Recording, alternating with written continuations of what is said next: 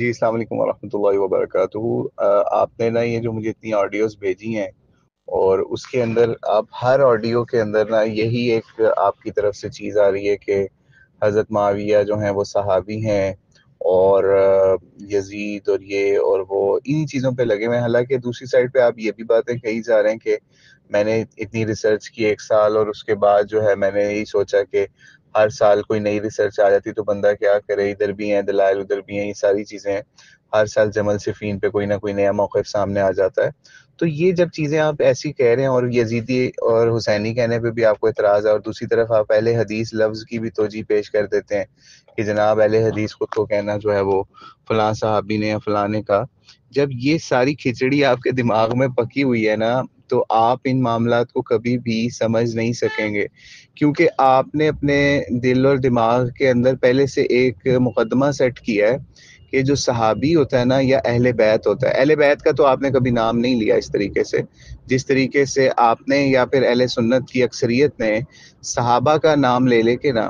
تو ایک عقیدہ قائم کر لیا ہے کہ صحابی جو مرضی کر لے، غلطی کر لے، خطا کر لے، جو مرضی کر لے، ہم نے اس کا ہر حال میں دفاع کرنا ہے۔ اور وہ بھی صحابی کون؟ صرف اور صرف معاویہ، اور یا پھر ایک دو اور نام ہے، مغیرہ بن شعبہ کہہ لیں، عمر ابن عاص کہہ لیں، وہ صحابی جنہوں نے مولا علی سے قتال کیا، ٹھیک ہے، ان صرف ان کی آپ نے دفاع کرنا ہے۔ باقی آپ کے لیے حضرت علی کا دفاع کچھ نہیں ہے، امام حسین کا، حضرت حسین کا، حضرت حسن کا، ٹھیک ہے، اسی طریقے سے صحابی رسول سلیمان بن سرد کا، یا پھر کربلا یا اس کے آس پاس، یا حجر بن عدی، وہ میں ان کو صحابی کہہ رہا ہوں جن کو اہل سنت نے صحابی لکھا۔ اور آپ چیلنج کر سکتے ہیں میری ہر بات کو، میں آپ کو اہل سنت سے حوالہ دوں گا، ٹھیک ہے۔ آپ کو میں نے کبھی نہیں دیکھا بینگ اہل حدیث آپ نے کسی حضرت معاویہ یا ان ایک دو چار نام جو میں نے پہلے لیے ہیں جو مولا علی کے خلاف تھے، ان میں سے کسی کے علاوہ آپ نے کسی صحابی کا دفاع میرے سامنے کیا ہو۔ لیکن میرے سے آپ پوچھیں گے تو میں نے تو ابو بکر کا بھی دفاع کیا، عمر کا بھی کیا، عثمان کا بھی کیا، تمام صحابہ کا، یا پھر سمجھ لیجئے اکثر صحابہ کا شیعہ کے سامنے دفاع کیا۔ شیعہ کے سامنے اگر میں نے کسی صحابی کا دفاع نہیں کیا نا تو وہ حضرت معاویہ تھے۔ اس کی وجہ پتہ ہے کیا ہے؟ اس کی وجہ بڑی صاف ہے، کیونکہ آپ کو دیکھنا پڑے گا انہوں نے اسلام کے ساتھ کیا کیا۔ اسلام کے ساتھ وہ حضرت علی کے سامنے آئے، ٹھیک ہے، حضرت علی کے ساتھ جنگیں اور سارا جدال اور ہر چیز ہوئی، اور امت کو نا، امت کے اندر سمجھ لیجئے سب سے پہلے اگر کسی نے بغاوت والا معاملہ کیا نا خلیفہ راشد کے خلاف، یا پھر چنے ہوئے حکمران کے خلاف، یا ایسے حکمران کے خلاف کہ جس کے خلاف نبی علیہ الصلوۃ والسلام نے شکایات سننا بھی پسند نہیں کی۔ یعنی آپ یہ سوچئے 3-4 شکایتیں آئیں نبی علیہ الصلوۃ والسلام کی دنیا سے جانے یا وفات سے کوئی 3-4 مہینے پہلے، حج وداع سے پہلے، کہ مولا علی کو یمن بھیجا ہوا تھا۔ 3-4 صحابہ نے شکایتیں بھیجی نبی علیہ الصلوۃ والسلام کو جب امیر بنا کے بھیجا ہوا تھا۔ آپ یقین جانیں ایک شکایت تو ایک صحابی بیان کر رہے تھے ابھی،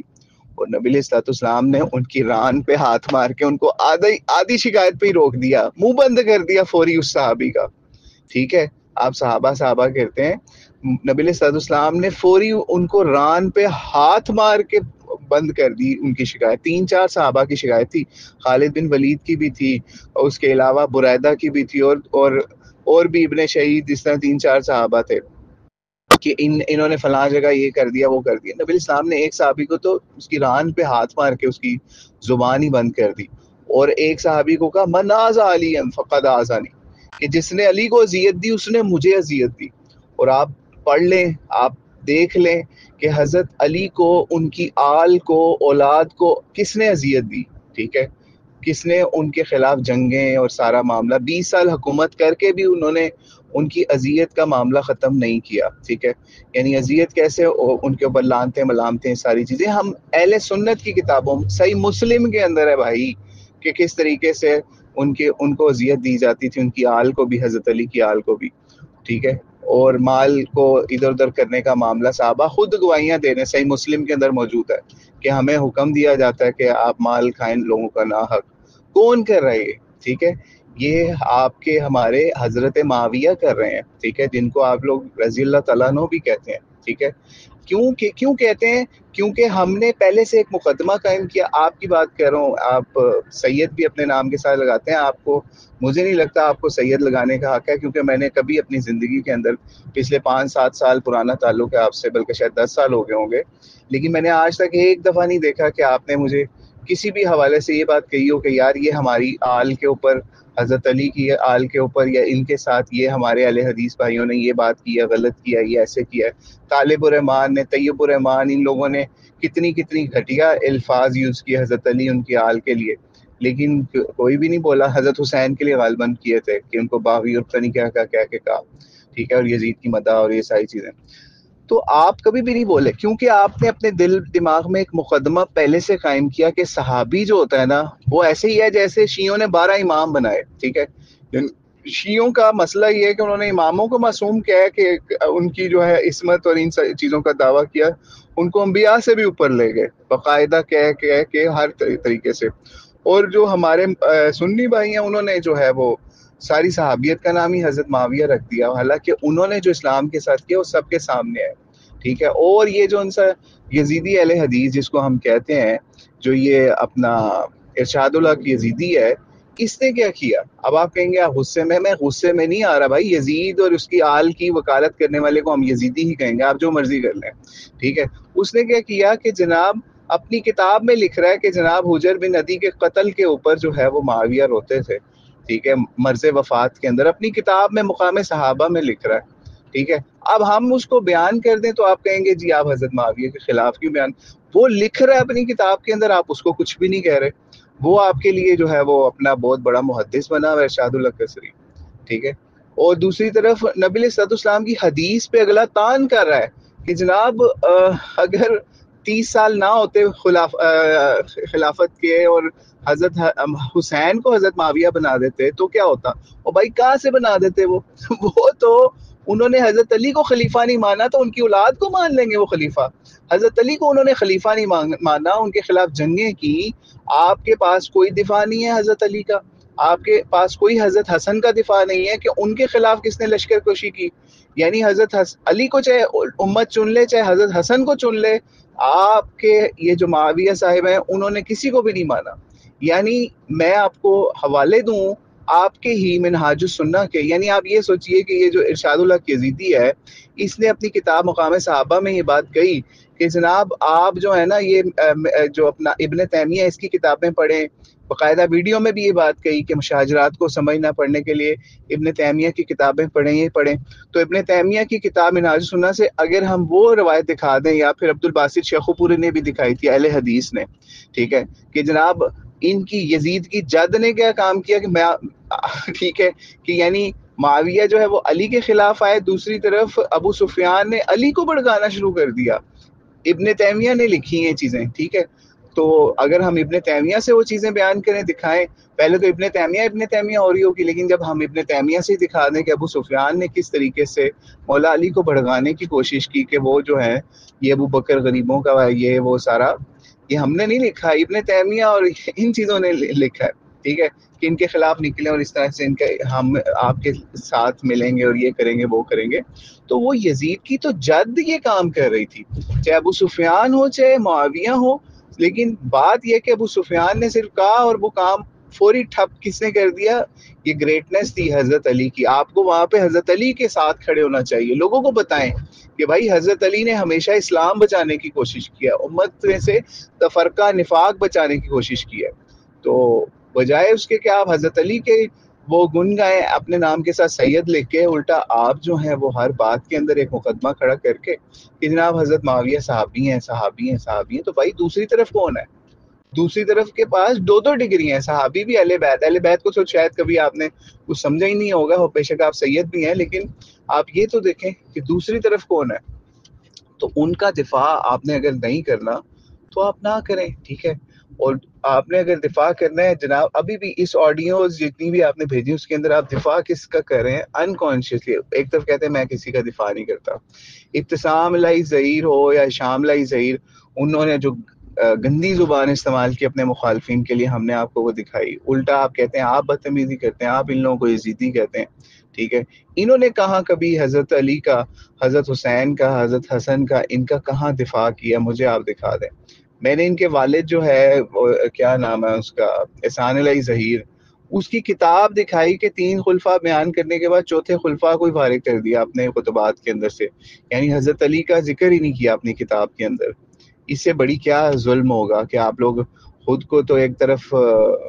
کیا بولتے ہیں اہل حدیث ہیں، اور دوسری طرف جو حدیث کے اندر حضرت علی کا مقام ہے، یا پھر جو انہوں نے معاملات ان کے سارے، ان سب کو اوپر آپ لوگ آنکھیں بند کر کے تو ہے